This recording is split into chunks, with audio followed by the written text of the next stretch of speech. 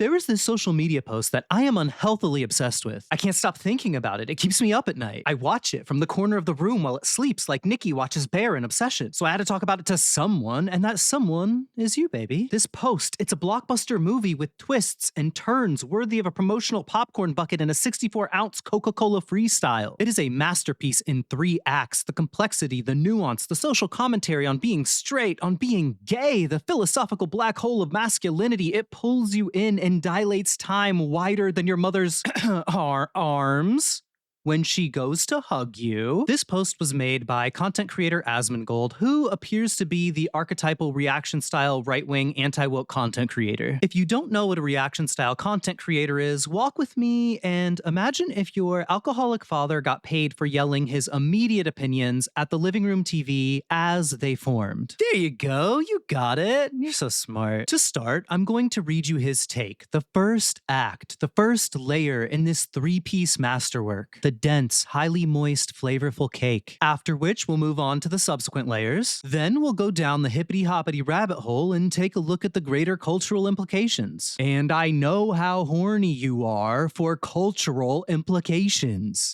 Reddy's uncomfortably creepy, sensual, and condescending speaking voice. Men are naturally more attractive than women on average. That's why women need makeup. This isn't me being gay. It's science. Look at a peacock or a cardinal. Male versus female. Females get mugged. Greek statues dedicated to the peak aesthetic form. Overwhelmingly.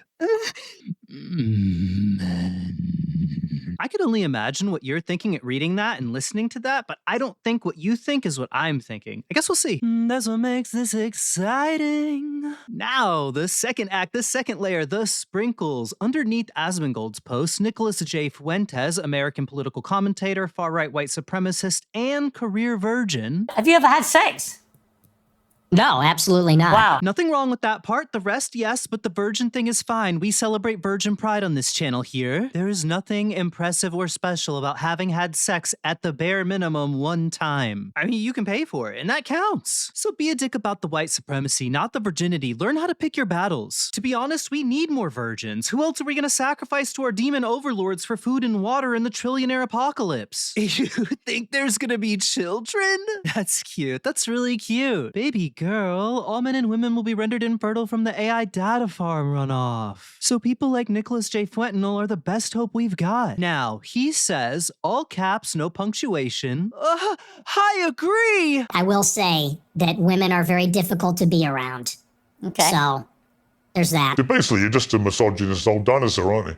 Again, you might have thoughts, I have thoughts, but we have one more act, one more layer. The rich, creamy, sugary thick frosting. I think I made my cake wrong. You know, it doesn't matter. The heart disease is going to the same place either way. So finally, we have Andrew Tate, the red pill, misogynist, manosphere influencer. And if I had to describe to you what it means to be red pilled, I would do it as follows. In the 1999 film The Matrix, Morpheus offers the protagonist Neo 2 pills, a red pill and a blue pill. The red pill shatters the facade of the false reality you're living in and shows you the wet, sticky flesh of the true reality underneath. Whereas the blue pill lets you relax into a comforting sense of security that allows you to believe life is what you always thought it was. People who are red-pilled are actually blue-pilled because they're fucking colorblind, so they think that they've shattered the facade of the false reality, but really they're just relaxing into the comforting sense of a world that already makes sense to them. It also means you hate women, not even casually, in a very career-driven way, mind you. Even if you're not making money, you're doing it like your livelihood depends on it. Though, for those making money, their livelihood does, in fact, depend on it. Now, Andrew Tate shares ASMONGOLD's post and comments, I agree with ASMONGOLD. You have to be really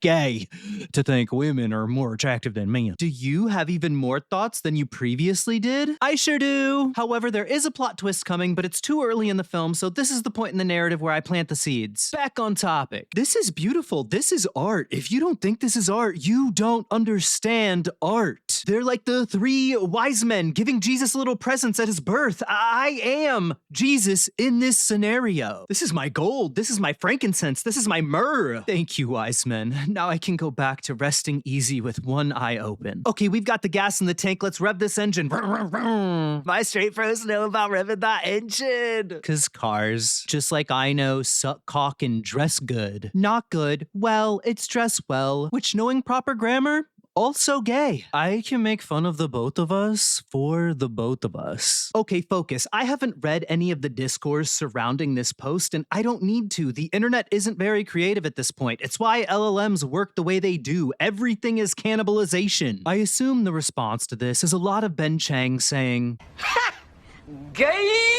Or the very obvious, always dependable, fellas, is it gay to think women are attractive? Raises eyebrow tips, fedora. We're not here for the easy dunks. We're here for the hard dunks. Hard. I like it hard. But only if it's small enough to be non-threatening. Is it gay to think women are more attractive than men? I mean, what even is gay? Proper grammar? The way I just said gay? Your dad after a couple beers and a shoulder rub? Disclaimer. I am in your fucking mind, building an off-grid tiny home where a part of me will always live. I'll yell at my video games, I'll make trashy food based on a life of poverty, and I'll jerk off at least 2 hours every week, all on the same day. I know what you're thinking. Is this entire video a joke, or is this shit 100% serious? Am I listening to a moron or a crazy person? Yes, yes, yes, and yes. I mean, like, what do you mean is it gay to think women are more attractive than men? We already have a metric for gay. Are you a man? Do you like wieners, Sam? I am. Do you like them in your mouth or do you like them in your hand? Do you like them in your butt? Sorry. Things were quickly devolving. You deserve better than limericks belittling your sexuality. You deserve limericks belittling your sense of self. But that's beyond the purview of this video, so it is time to get analytical. Part 2. Now, there is a chance one of these three is actually incredibly stupid. One of them is addicted to rage baiting no matter how stupid it makes them look. Thus, at this point, life is imitating art and they have become the very thing they pretended to be, stupid, and one of them is actually gay. I'm not gonna say which is possibly which. I just think it's an interesting thought experiment for you to decide in your own head. So, for the purposes of this video, I'm going to accept that all three of these opinions are hard-coded, fact-based truth to these three men. Important information moving forward. Definition on the screen. Satire is not rage bait. Satire needs to have critical meaning, usually criticizing things like social issues, beliefs, cultures, institutions, etc. And if you want it to be funny, it needs to be unironically funny, intentionally funny. It can't be because your thoughts are low poly and full of lag. Sometimes people try to argue that their rage bait is actually, in fact, satire, but those people are either dishonest or low IQ spaghettios on the shirt dumb morons. Rage bait is the underformed and aborted fetus of satire. Where satire attempts to provoke your thoughts, rage bait attempts to provoke your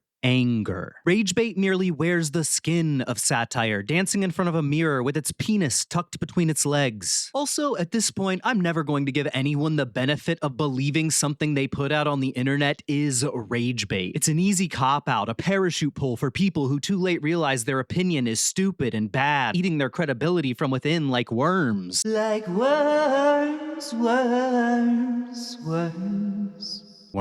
Now for the first layer, the moist, dense cake of it all. I could start by dissecting the idea of male beauty in nature and look at hypotheses and arguments on why certain species evolved to have flamboyant males like this super interesting thread here. But that would be boring. You don't want that. You don't like boring. You want me to rewrite these as reverse rage bait. Women are naturally more productive and useful than men on average. Men would starve and die without women. This isn't me being feminine, it's science. Look at a lion, male versus female. Females do all the hunting while the male lions sit about preening and prissing, trying to look pretty all day.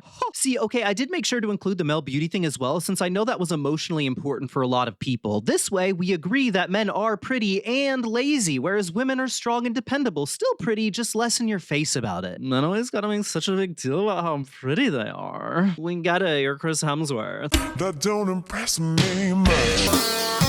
Oh, wait, I have another one. Women should kill and eat men after a successful mating. What use does a man offer after passing on his genes beyond a hearty meal to nurture the growing baby? This isn't me being misandrist, it's science. Look at a black widow or a praying mantis. Men are weak.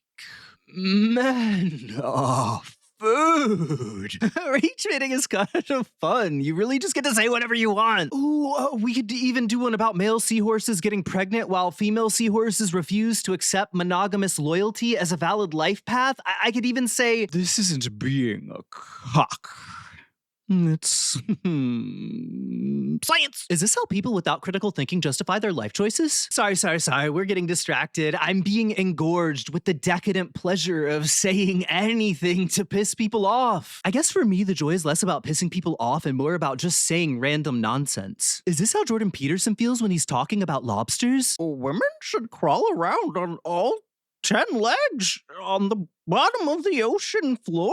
I mean, male monkeys like to jerk each other off, so if you're not doing anything later. Sorry, I'm godless. I've tried to get help from like 100 priests, but they've all suspiciously acted like male monkeys. Hopefully that reverse rage bait was enough to illustrate why this post is so silly. However, I will say I do love the flicker of self-awareness here. The idea that he knew this was going to come off incredibly gay, so he had no other choice but to preface it. Better stupid than gay. That's what my father always said. He died from reverse hookworms after fucking a mud puddle on a drunken dare. He also died without my respect. R.I.P. King Duck. Better stupid than gay. That's what my father used to say.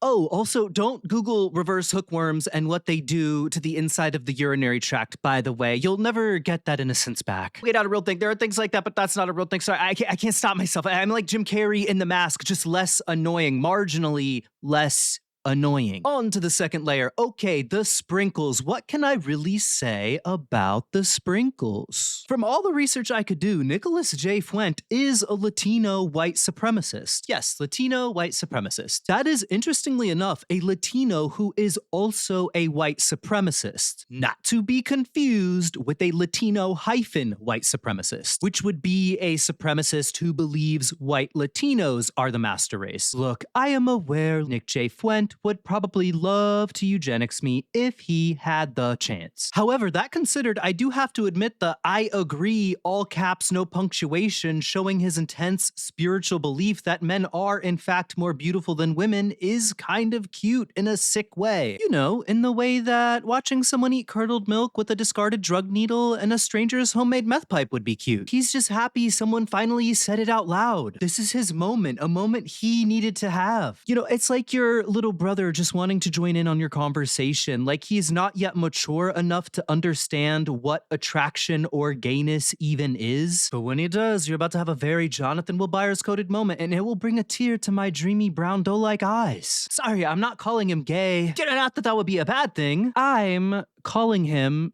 excited. Then we have layer 3, the rich creamy frosting, the plot twist of it all. Are you ready? I'm not. Andrew Tate's portion of this post isn't real. It's a meme meant to make fun of him, a lie that I'm sure a good portion of the internet believes is the truth. But aren't the best lies the most believable ones? Now, it's important to emphasize whether or not his portion of the post isn't real doesn't matter.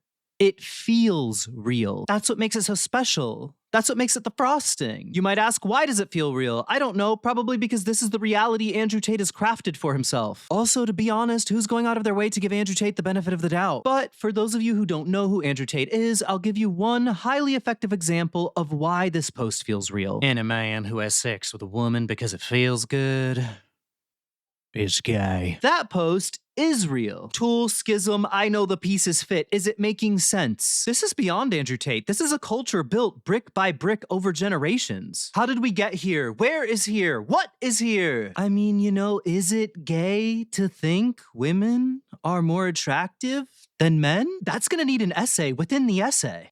Video essay, The Conservative Male Rules of Being Straight. Intro, I'm aware that most of this selectively applies to male conservatives, though anecdotally, I have definitely met plenty of men on the left-leaning side of the political spectrum who also hold some of these feelings. So hey there, conservative men, don't feel too fucking special, okay? Also, because media literacy is dead, I have to let you know up front, at least 60% of this is philosophically reaching satirical humor. Though the fact that a heavy percentage of this has probably been uttered by a man or woman in earnest kind of makes that disclaimer meaningless. You know, the fact that I have to say that at all is definitely kind of sad, not just on you for needing to be told everything in big, bold, black and white terms, but on me too. It means I'm a coward and I'm lacking in trust. Well, we're all learning about ourselves today, aren't we? Let's learn more. Let's find out who we are. Chapter 1, Women in Media. One of the most profound truths of a large percentage of male gayness is their collective love and admiration for women in media. The male gays love their female pop stars, their Gagas and their Beyoncés. The male gays love their emotionally expressive actresses, their Sarah Paulsons, their Viola Davises. The male gays love their female video game characters, their Mileenas, Kitanas, their Ninas, their Annas.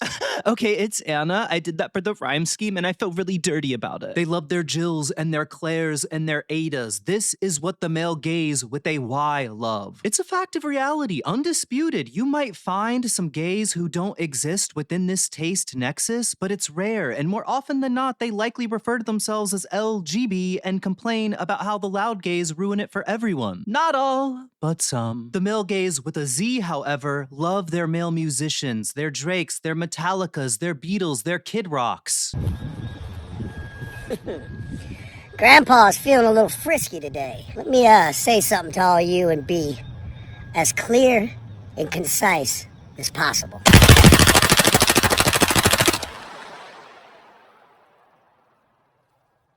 Fuck Bud Light and fuck Anheuser-Busch. Have a terrific day. The male gays with a Z love their big, strong male action stars, their Jason Stathams, their Dwayne The Rock Johnsons. Is it a coincidence that his last name is a euphemism for cock? The male gays with a Z love their male game characters, their Kratoses, their Max Paynes, their Duke Nukem's, their Kazuyas, their Akumas. Men play men, strong men, big men, men with rippling muscles and gruff, demanding personalities. So, to start, in a sense, it is gay to think that women are more attractive than men, especially aesthetically or as a friend. Or at the very least, it's gay to be more interested in women than it is to be interested in men. It's just a fact of reality, and it honestly makes a lot of sense when you think about it. If your 1980s father catches you playing with Barbies instead of G.I. Joes, it's not going to be a pretty night for you. He already knows what we're presently debating. Dressing dolls in cute, slutty outfits is a fluorescent, Miami-colored, golden-lined, stamped and signed one-way neon ticket to Gaytown. Chapter 2, for the men. So, what is straight? Is straight just the most highly of theatrical performances? Much like whatever it is Andrew Tate does with women, it seems a large section of men do a lot of things with the sole purpose of attaining some sort of weird status from other men. I mean, the gays live and breathe theater, but the straights live and breathe theater. That makes sense, I promise. One is figurative and the other is slightly less figurative. Honestly, in a very particular type of way, it's really beautiful to me. It's just another thing for straight men and gay men to bond over. Just like how much they love each other's muscles. For very obvious different reasons. Performing straightness is hearing Into the Groove by Madonna or 7-Eleven by Beyonce and choosing to dance ironically when you really want to dance unironically. It's why all of my straight friends sing Hit Me Baby One More Time like it's the height of comedy when really it's the height of masculine straight performance. Which is also kind of beautiful. They are finding their own way to be comfortable with the things they are too scared to enjoy. Which, yeah, okay, admittedly, some might say is sad, but I'm not here to police your emotions. There are 100 other people on the internet doing just that. Maybe later, maybe later. I'll voodoo doll policing your emotions. I'm not the emotional police, I'm the cum police. Yeah, I'm the cum police. Brace. Put your cum in the bag. Put your cum in the bag. Speaking of emotions, performing straightness is saying something gave you quote unquote the feels because you need to cushion emotional admissions. If you like an actress, you have to make sure to let everyone know that you think she's really, really hot. You can't just admire her talent because Senior Chang. Very good. Performing straightness is having a very strict subset of hobbies, and that's it. You know you've got sports, athletics, not sure what the difference is. You can play video games, but you have to be upset when they star women. You can start a band. You can talk with your mouth full as an act of establishing dominance. You can do hate crimes. Sorry.